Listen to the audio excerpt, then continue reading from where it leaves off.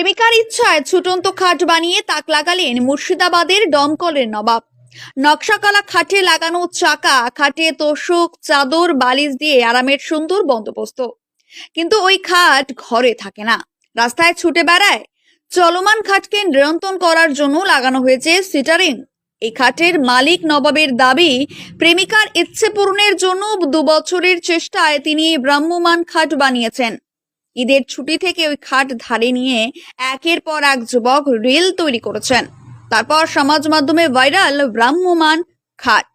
মঙ্গলবার দমকলের রানীনগর, শেখপাড়া, গোধনপাড়া, কাহারপাড়া, রায়পুর এলাকায় খাটটিকে নিয়ে ঘুরতে বেরিয়েছিলেন অনেকে। ভিডিওতে দেখা যাচ্ছে ভিড় রাস্তায় ছুটে চলছে নবাবী এই খাট। খাটের দুদিকে রয়েছে 2টি লুকিং গ্লাস আর গাড়ির আসনে গদি তোষক।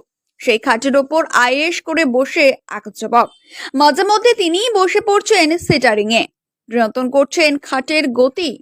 নবাব জানাচ্ছেন, খাটটিকে চলমান করতে ব্যবহার করেছেন 800 সিসির একটি ইঞ্জিন।